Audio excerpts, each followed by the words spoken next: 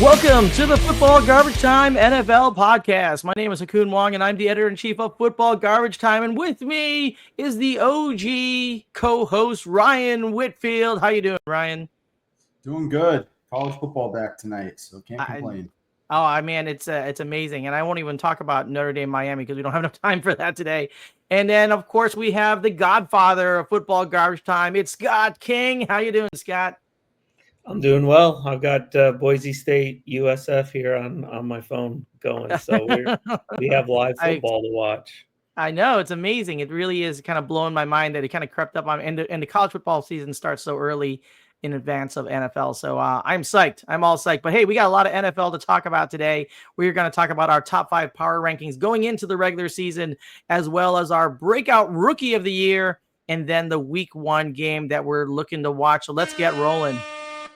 All right, Scott, why don't you give us your top 5 power rankings, and then we'll kind of move on from there and do a little bit of discussion.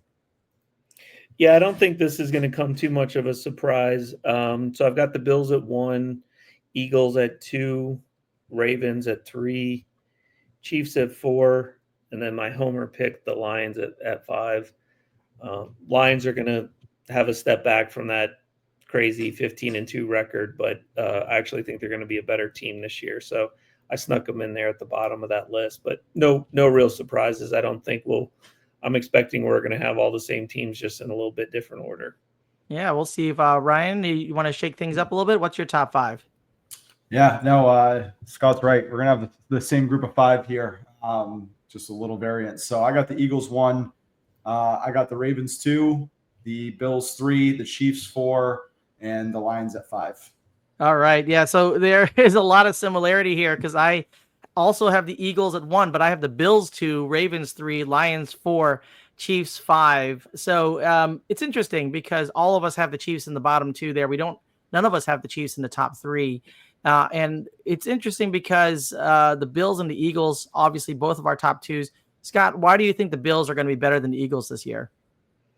Yeah, I think, I mean, it's hard to repeat, right, period, in this league. And, once you get that championship, it's really a challenge to get back there.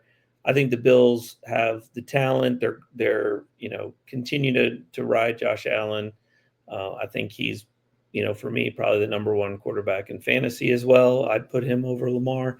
And I think they have the team, they have the roster, but, their window is going to start closing here real quick. You can only go on potential for so long, and they really have got to get it going. So I think the Eagles take that championship hangover step back a little bit, and I think the Bills are still hungry. Yeah, I mean, with the Bills, it's like, if it's not now, when, right? I mean, Josh Allen, right.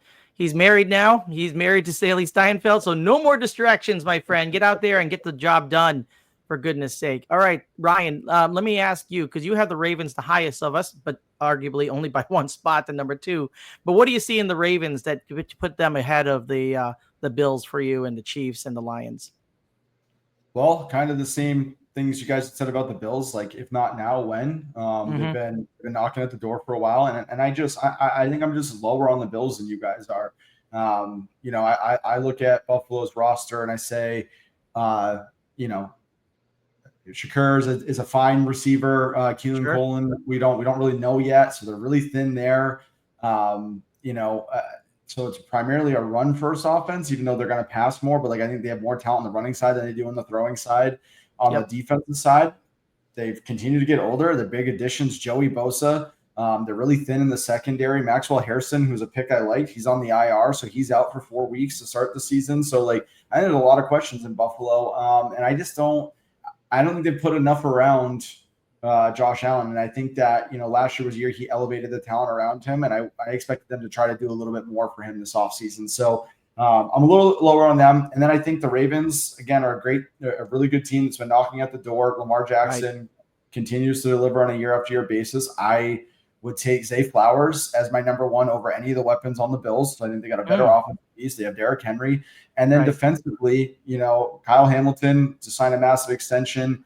They just drafted Malachi Starks in the first round last year. They added Mike Green in the second round at the edge. So I think the Ravens and Bills were roughly at a similar level last year. And I think the Bills took a half step back, and then I think the Ravens took a half step forward. Yeah, no, I think that's a really interesting take on it, because the Ravens are one of those teams that we know dominate in the regular season every year, and they just totally, completely crap the bed when they get to the playoffs. I mean, they got to turn the corner at some point, right? I mean, they definitely have all the right tools for it in their defense, and great re-signing of Kyle Hamilton there. They do add veteran DeAndre Hopkins. Not much left in the tank, I don't think, but still, that's a nice third to have in terms of a wide receiver room, and probably better than the Joshua Palmer pick that the Bills got as their third receiver up there. I will ask one more question of you guys, and that is the Chiefs. We're all down on the Kansas City Chiefs. Of course, Patrick Mahomes back, Travis Kelce now engaged to Taylor Swift, so I think it's pretty clear this is last season, and I'm sure he's going to be locked in to make it a good one. Rashee Rice getting suspension for 6 weeks, that's going to impact them as well.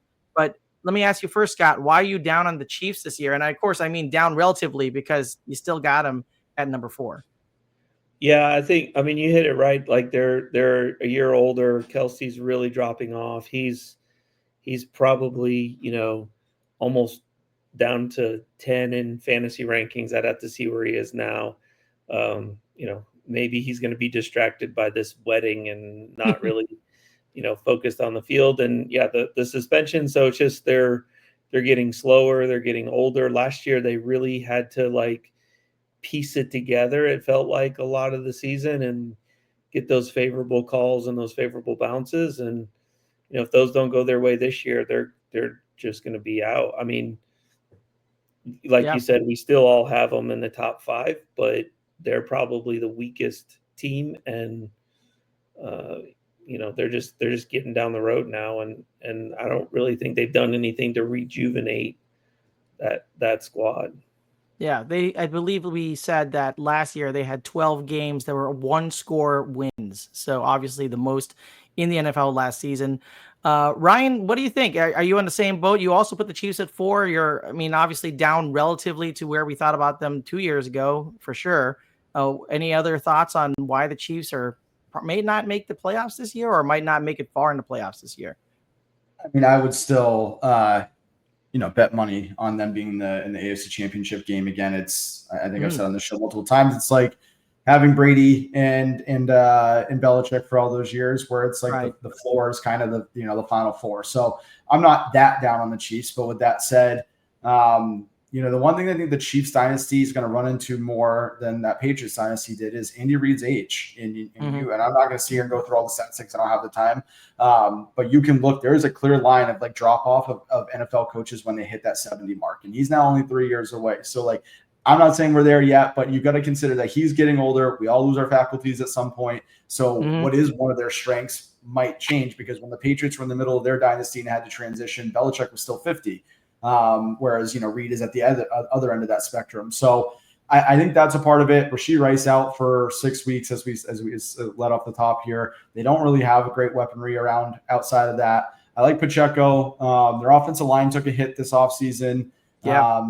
The defense is still really good, and Steve Spagnuolo is still a great defensive coordinator. So I think there's going to be a lot of games, but I think half of those close games they lost last year are going to be more likely to lose this year. So I would not be shocked if we see a real regression 10-7 year for the Chiefs. And then because of the coach quarterback defensive combo, including the talent on that side of the ball and their coordinator, that they still find their way into championship weekend. But this is not a Chiefs team that should scare you. And I've been on this a bunch about how I'm not one of these fans who gets upset about the Taylor Swift stuff. So I don't think it'll be distraction, but he wasn't good last year. He's right. Old, and he found kind of that fountain of the youth in the playoffs, which kind of ran out by the time they got to the Super Bowl. But there's not a team out there that's going to double team Travis Kelce at all right now. So without Rashee Rice out there, you're talking the first 6 weeks of the season. No matter what team's going against Kansas City, you can feel pretty comfortable just lining up and playing man-to-man single coverage, and that's going to put a lot on Mahomes to be magic. Yeah, and I'll only mention one more thing before we move on to our rookie breakouts, and that's, of course, the fact that the Cowboys just traded Micah Parsons to the Packers, and the Packers had agreed with Micah Parsons to a 4-year, $188 million deal, including $136 million guaranteed. I thought that this might be enough, because I had the Packers on the outside looking in on that top 5. This might make it, in my book, enough for them to sneak into the number 5 spot there. Scott, what do you think about that?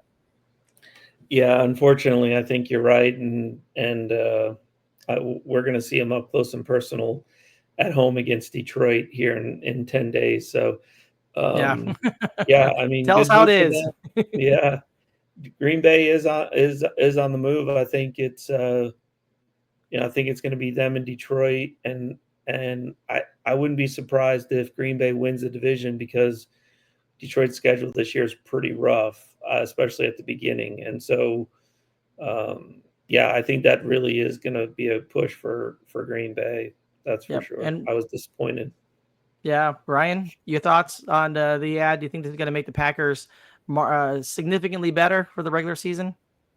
So I'll be consistent and on brand here. My biggest question mark coming into the season about the Packers, and I do have them just outside the top 5 looking into, but is Jordan Love, because Jordan Love reminds me a lot more of Jay Cutler than anybody else, given the boomer That's not right. and so that's still the biggest question mark coming out of this. And I believe Jaden Reed got hurt today, so someone sent that in a group chat, one of my friends. I don't know if they were trying to get people riled, but well, you're neither here nor there. I don't think that there's a true number one receiver in Green Bay still. So I still have all the same questions I did. And I look back at, I'll say one negative thing and then one nice thing about your Bears. The negative thing being that, you guys had Khalil Mack at the heart of his career. You don't pay running backs. You don't pay defensive players to the top of the market. I just don't believe in that unless it's a corner. So as good as Micah Parsons is, that doesn't move the needle enough for me. And outside of that, I do think the Bears take a step forward this year. You're welcome. And the Vikings are a really good roster. Quarterback play is a little bit questionable with the offseason JJ just had, but the Vikings are still a really good roster. And then the Lions are still a Lions. So that might be the most competitive and best division in football this year. So even if they take a step up, that's still a gauntlet to go through. Because I think the Bears will take 1 out of 2 against them. And then you could easily lose 2 to the Lions. And then if you split with the Vikings. So it's hard for me to look at a team that might go 5-3. That's bad math. 3-3 in their division and say that they're a top 5 team. I just don't see it. Yeah, it's tough. I do like how they got Matthew Golden in the first round of the draft last year. So the Packers have that, but unproven quantity for sure. Let's move on and talk about our rookie breakout. Scott, who's your rookie breakout for this season? Yeah, this is a Homer theme show for me tonight. So it's Isaac TeSlaa, the receiver for Detroit.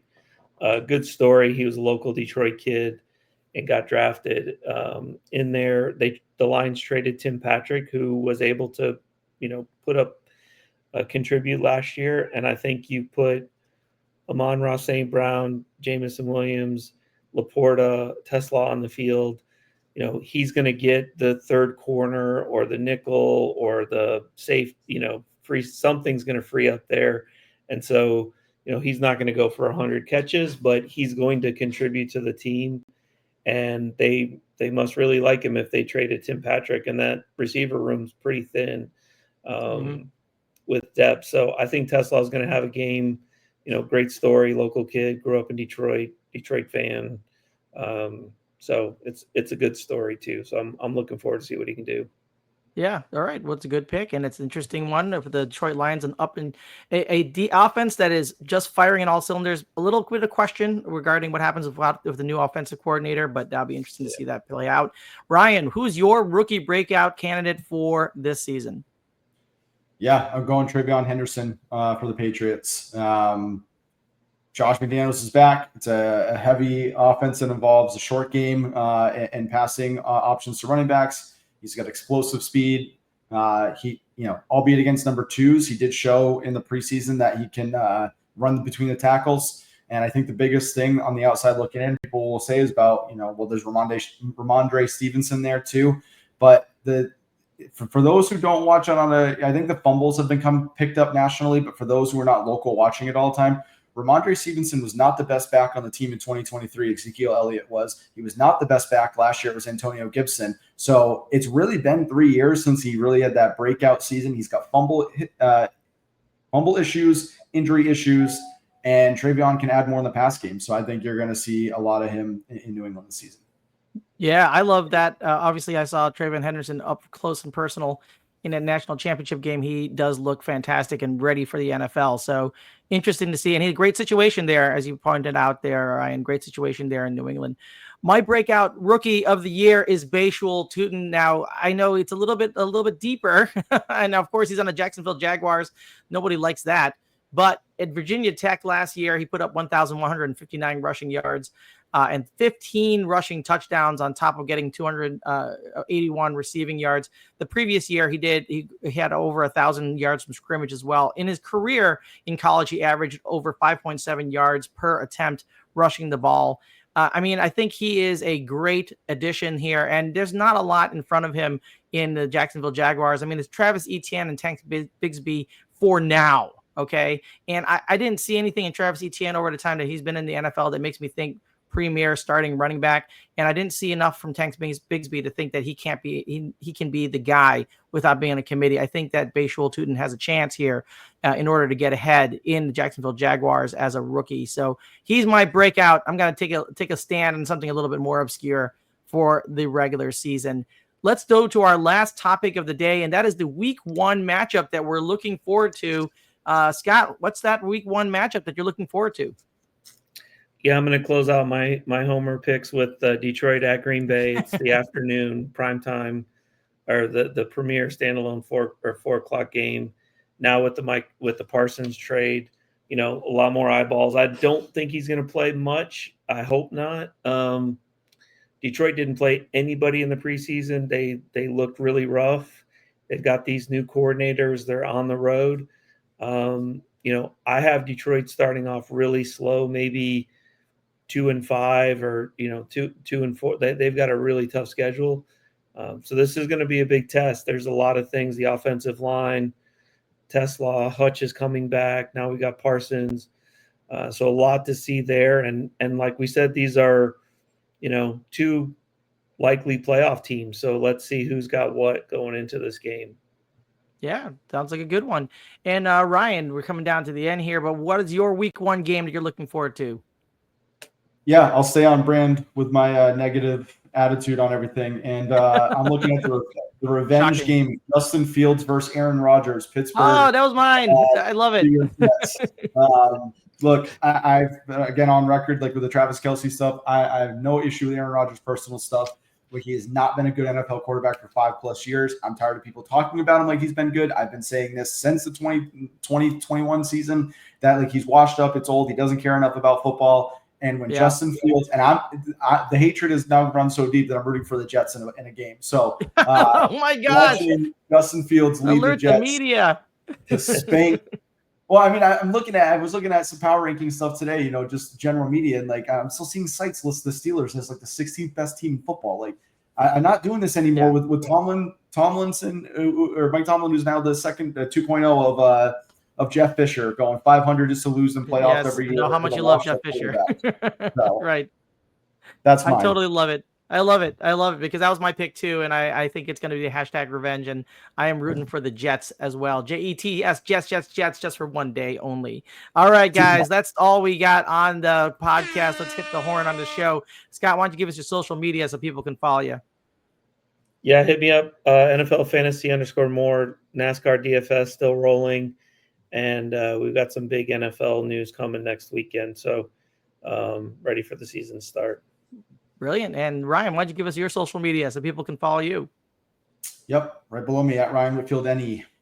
Oh, perfect. Everybody follow those guys. It's a good follow on all social media platforms. You can find me at FB Garbage Time on X/Twitter or on Blue Sky or at the Football Garbage Time page on Facebook. As usual, thank you for listening and wasting time with us. Until next time, enjoy your NFL week.